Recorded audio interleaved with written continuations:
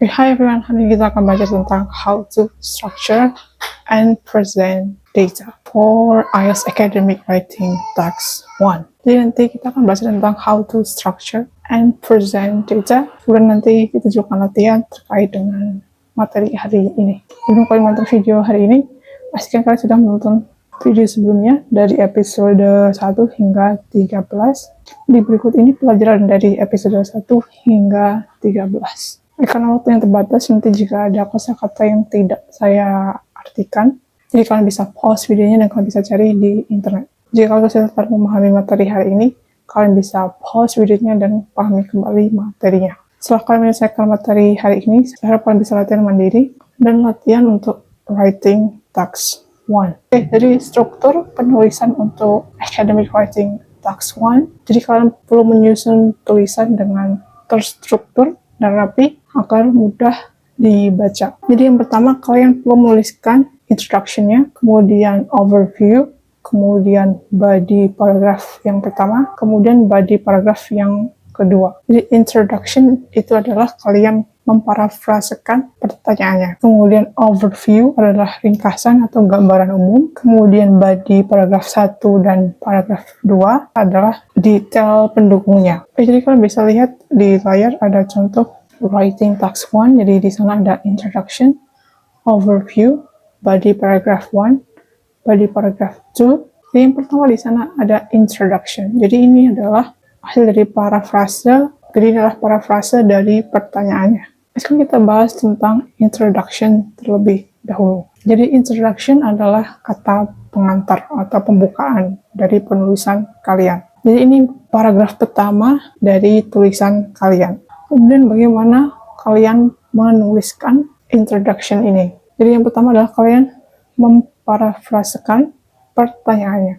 Jadi parafrase itu adalah kalian menulis kembali kata-katanya, tapi dengan kata-kata yang berbeda. Jadi maknanya sama, tapi kata-katanya berbeda. Kemudian yang kedua yang perlu kalian lakukan dalam menulis introduction adalah kalian perlu memberikan statement di awal seperti contohnya the bar chart illustrates atau the line graph compares bla bla bla bla. Jadi bagaimana kalian memparafrasekan pertanyaannya. Jadi seperti kalian lihat di writing task 1 ada pertanyaan, di awal nanti ada informasi tentang datanya dan nanti kalian memparafrasekan informasi tersebut. Lalu bagaimana cara memparafrasekan pertanyaannya? Jadi sekali lagi, apa itu parafrase? Parafrase adalah cara mengungkapkan kembali teks dengan kata-kata yang berbeda, namun tetap mempertahankan makna aslinya. Jadi bagaimana kalian membuat parafrase dari sebuah kalimat? Jadi yang pertama adalah kalian bisa menggunakan sinonim. Jadi persamaannya dari kata tersebut. Contohnya jika kalian menggunakan sinonim untuk memparafrasekan kalimat ini. Kalimat aslinya seperti contohnya bar chart shows the percentage of internet users. Untuk parafrasenya adalah the bar chart illustrates the proportion of internet users. Di sana kalian bisa melihat bahwa ada perubahan kata, tapi artinya tetap sama. Jadi di sana kata shows dirubah menjadi illustrates. Jadi ini adalah persamaannya. Show adalah persamaan dari illustrate. Kemudian percentage persamaannya adalah proportion. Jadi sekali lagi kalian bisa menggunakan sinonim atau persamaan katanya. Oke, sekarang kita latihan parafrase dari kalimat berikut ini. Di sana ada contoh pertanyaan. Jadi di sana ada informasi dari pertanyaan untuk writing task 1. The table illustrates the annual expenditure on healthcare in 5 countries in 2010. Kita akan parafrase kalimat berikut ini dengan sinonim. Contohnya adalah seperti yang kalian lihat di layar. Jadi kalian perlu mencari sinonimnya dari kata tersebut. Contohnya illustrates itu sama dengan presents, annual sama dengan yearly, expenditure sama dengan spending, countries sama dengan nations, in 2010 sama dengan for the year 2010. Jadi kalau kalian lihat dua kalimat ini, Jadi dari kalimat asli dan bentuk parafrasenya itu memiliki makna yang sama. Bedanya adalah kata-katanya berbeda dan mereka berbentuk sinonim dari katanya. Oke, untuk sinonim seperti kata shows, kalian bisa menggunakan kata seperti demonstrates, exhibits, reveals, indicates, presents, depicts, illustrates, portrays, represents. Jadi kalian bisa menggunakan sinonim ini, jadi kata-kata ini memiliki makna yang sama. Oke, kalian perlu menggunakan kalimat aktif untuk introduction. Jadi jika kalimat di soal aktif, lebih baik kalian menggunakan kalimat aktif saat menulis introduction. Jadi saat melakukan parafrase, cukup menggunakan sinonim tanpa mengubah struktur kalimat menjadi pasif. Jadi kalian perlu menggunakan kalimat aktif saja. Karena kata-katanya dirubah, jadi pastikan struktur grammar kalian itu benar. Oke, sekarang kita latihan. Jadi ada kalimat dari pertanyaan untuk writing task 1. Jadi kalian bisa menggunakan sinonim untuk memparafrasekan kalimat ini. Saya akan berikan waktu selama 1 menit untuk kalian memparafrasekan kalimat berikut ini. Jadi sekali lagi kalian bisa menggunakan sinonim. Jadi kalian cari persamaan katanya.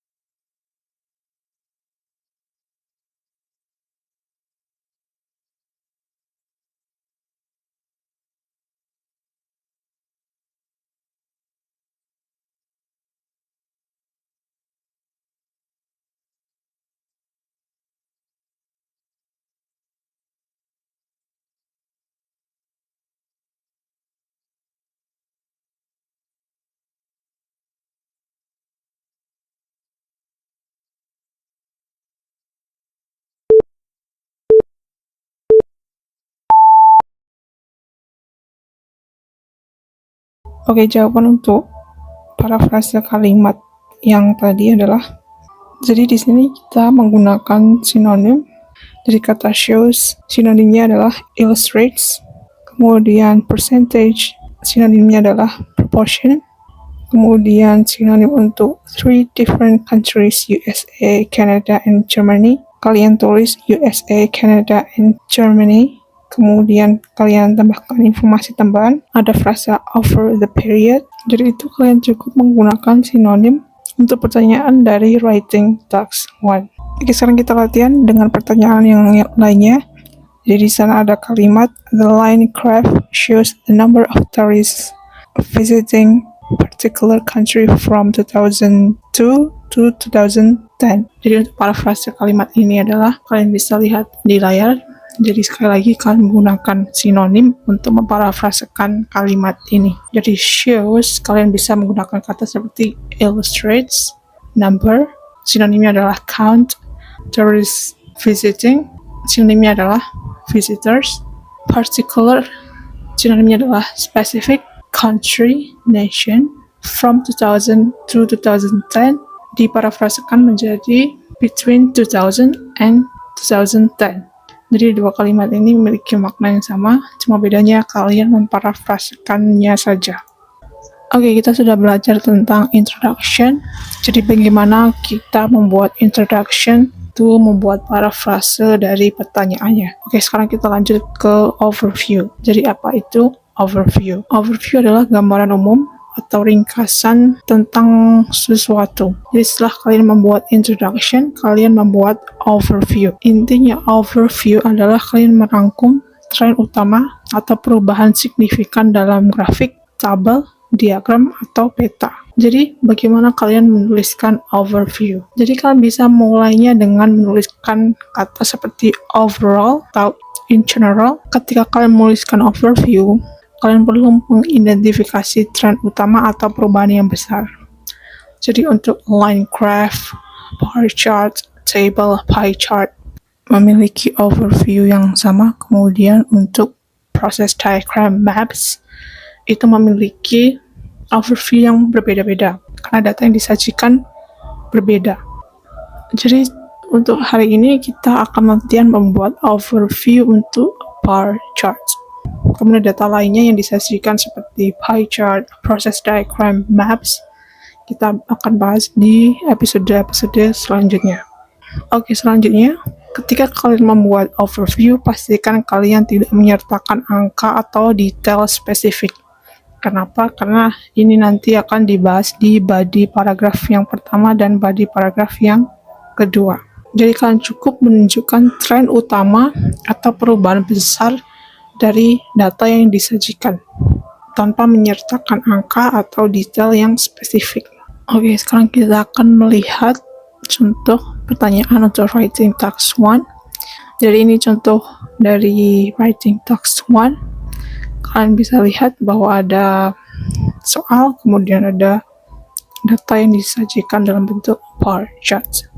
Jadi apa yang perlu kalian cari untuk overview? Jadi kalian tunjukkan perbedaan yang paling mencolok. Jadi seperti yang kalian lihat bahwa di sana bar chart menunjukkan angka di mana pria dan wanita melanjutkan pendidikan yang lebih tinggi selama 3 periode. Jadi data menunjukkan angka di mana mereka belajar full time atau part time. Jadi untuk part time ditunjukkan dalam warna yang gray, full time ditunjukkan dalam warna yang black. Jadi bar chart ini kalian bisa melihat secara umum bahwa part-time education mendominasi atau lebih tinggi ketimbang full-time education. Jadi kalian bisa menuliskan itu untuk overview-nya. Jadi yang paling tinggi adalah part-time education, kemudian yang paling rendah adalah full-time education. Jadi untuk menuliskannya adalah kalian bisa menuliskannya seperti overall there was a consistent trend of higher participation in part-time education compared to full-time education for both men and women throughout the 3 periods. Oke, sekarang kalian latihan membuat overview untuk data yang disajikan dalam bentuk bar chart yang ada di layar. Jadi kalian bisa baca soalnya, kemudian kalian melihat grafik yang ada di sana. Jadi sekali lagi untuk overview bar chart ini, kalian tulis perbandingan paling mencolok antar kategori, tunjukkan perbedaan paling jelas, tunjukkan mana yang menunjukkan peningkatan, tren naik, penurunan, tren turun, fluktuasi, atau kestabilan. Kemudian kalian melihat mana perubahan yang signifikan, kemudian jangan sertakan angka atau detail spesifik, karena nanti dijelaskan di body paragraf 1 dan 2. Oke, jadi overview untuk grafik ini seperti yang kalian lihat bahwa terdapat perubahan yang mencolok, yaitu di car passenger. Di car passenger, kalian bisa lihat bahwa ada peningkatan yang sangat signifikan. Kemudian kalian bisa lihat bahwa di sana kalian bisa melihat bahwa ada tren penurunan untuk walking, cycling, walking and bus, dan bus itu menunjukkan penurunan. Jadi ada tren penurunan di sana. Jadi kalimatnya seperti overall, the number of trips by car increased significantly while all other modes of transport including walking, cycling, walking combined with bus and bus alone experience a decline. Jadi kalian bisa pause videonya untuk membaca overview ini. Atau kalian bisa menuliskannya seperti ini, contoh yang ada di layar. Overall, there was a significant shift in transportation trends over the 2 decades. The number of trips made by car passengers increased, whereas the number of trips by walking decreased sharply. Cycling and walking combined with bus travel also declined, while bus usage remained relatively stable with a slight decrease. Jadi overview ini lebih panjang, ya kalian bisa lihat bahwa terdapat kosakata yang lebih banyak. Jadi kalian bisa pause videonya untuk melihat contoh overview ini. Oke, jadi kalian bisa latihan overview dengan soal-soal untuk academic writing task 1. Kalian bisa akses link berikut ini untuk latihan mandiri. Di website ini ada soal-soal untuk academic writing task 1. Oke, kita sudah belajar bagaimana cara menuliskan overview. Jadi overview adalah ringkasan atau gambaran umum dari data yang disajikan. Jadi kita sudah belajar membuat overview untuk bar chart, untuk grafik yang lainnya seperti line graph, pie chart, atau yang lainnya. Nanti kita bahas di episode selanjutnya. Oke, setelah kita menulis introduction dan overview, kita lanjut menuliskan body paragraph yang pertama. Oke, jadi apa itu body paragraph 1 dan 2? Jadi ini adalah paragraf yang berisi rincian data yang terperinci dengan kalian menjelaskan tren-tren yang utama dari datanya. Jadi kalian jelaskan lebih detail dengan angkanya juga di body paragraf 1 dan 2. Yang tadi overview, kita tidak menuliskan angka atau detail pendukung karena nanti akan dituliskan di body paragraf 1 dan di body paragraf yang kedua. Jadi sekali lagi, apa itu body paragraph 1? Jadi body paragraph 1 adalah first set of key features, trends in the data. Jadi tren yang utama. Jadi tren yang pertama kalian jelaskan di body paragraph yang pertama. Kemudian tren yang selanjutnya kalian bisa jelaskan di body paragraph yang kedua. Jadi kalian perlu menuliskan secara detail data yang disajikan. Jadi kalian identifikasi tren utama, kemudian jelaskan data dengan perbandingan, kemudian kalian perlu menggunakan bahasa yang akademik. Hindari interpretasi subjektif, cukup jelaskan fakta dari datanya. Oke, tadi kita sudah membuat overview. Sekarang kita akan menjelaskan lebih detail di body 1 dan di body 2. Oke, sekarang kita bahas untuk yang body pertama dulu. Jadi di sini body paragraph yang pertama menjelaskan yang tentang male students. Kalian bisa lihat di layar yang saya beri lingkaran warna biru. Di sana menunjukkan bahwa ada angka sekitar 1 juta menunjukkan male students memilih part-time education. Kemudian ada penurunan di tahun 1980. Jadi yang saya beri lingkaran warna ungu, terdapat penurunan dari sekitar 1 juta ke sekitar 850, kemudian naik lagi sekitar 900 di tahun 1990 atau di tahun 1991. Kemudian di 3 periode tersebut, di tahun 1970 itu hingga 1991, terdapat tren yang meningkat untuk full-time male students yang saya beri garis warna biru. Jadi kalian bisa pause videonya dan kalian bisa melihat untuk body paragraph 1 ini. Oke, sekarang kita lanjut ke body paragraph yang kedua. Tadi di body yang pertama kita bahas yang male students. Jadi data yang sebelah kiri dijelaskan di body paragraph yang pertama. Untuk body paragraph yang kedua ini menjelaskan tentang jadi tren-tren yang ada di female students, dijelaskan di body yang kedua ini. Jadi seperti yang kalian lihat bahwa terdapat tren kenaikan untuk part-time education untuk female students. Jadi meningkat terus dari sekitar 700.000 ke sekitar 1.100.000 murid. Selanjutnya kalian juga bisa melihat tren kenaikan untuk yang full-time education. Kalian bisa lihat bahwa dari sekitar di bawah 100.000 murid naik menjadi ke sekitar sedikit lebih dari 200.000 murid untuk full-time education.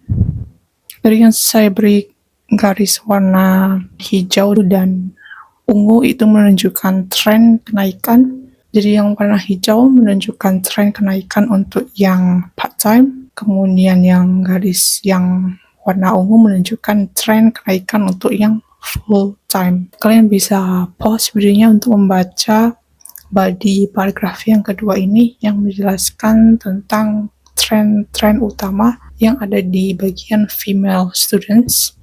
Jadi kalian bisa baca bahwa di sana dijelaskan secara detail termasuk angka dan tahunnya. Oke, jadi kita sudah belajar introduction, overview, body paragraph 1 dan body paragraph 2. Jadi kalian bisa lihat di layar, jadi itu untuk sampel writing task 1 yang lengkap. Jadi ini melebihi 150 kata, jadi sudah memenuhi task achievement. Jadi kalian perlu menyusun tulisan kalian dengan terstruktur dan jelas agar mudah dibaca. Caranya adalah kalian menuliskannya dengan intro atau pengantar, overview, ringkasan, atau gambaran umum. Kemudian kalian kasih detail pendukung. Jadi angkanya kalian jelaskan di body paragraf yang ke-1 dan yang kedua. Jadi kalian bisa menggunakan template ini untuk graphs, charts, tables, untuk proses diagram dan map. Terdapat perbedaan sedikit untuk bagian ini akan kita bahas di episode selanjutnya. Jadi kalian bisa pause bagian ini dan melihat sampel writing text 1 yang sudah terstruktur. Jadi sudah ada intro, overview, body 1 and 2. Oke, apa yang sudah kita pelajari hari ini? Kita sudah belajar bagaimana menyusun dan menyajikan data untuk academic writing text 1. Jadi dalam penulisan academic writing text 1, kalian harus mulai dengan intro. Jadi untuk introduction, kalian hanya perlu memparafrasekan kalimat yang ada di pertanyaannya. Jadi cara memparafrasekan adalah kalian bisa menggunakan sinonim. Dan pastikan jika kalimatnya dia disajikan dalam bentuk active voice, jadi kalimat yang aktif, maka sajikan kalimatnya dalam bentuk kalimat yang aktif. Kemudian setelah selesai menuliskan intro, kalian lanjut menuliskan overview atau ringkasan atau gambaran umum dari datanya. Jadi untuk overview kalian fokus ke features atau tren yang mencolok dari datanya. Jadi kalian bikin perbandingan atau kalian bisa melihat mana yang paling tinggi dan mana yang paling rendah.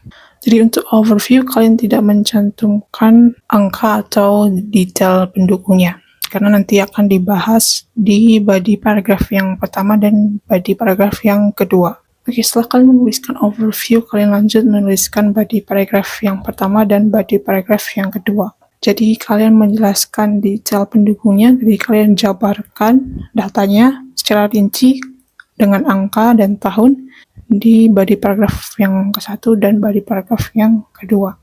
Oke, nanti di episode selanjutnya kita akan bahas secara spesifik bagaimana mengerjakan writing task 1 untuk data yang disajikan dalam bar chart, line graph, table, pie chart, process diagram, map. Nanti kita akan bahas per bagian di episode selanjutnya.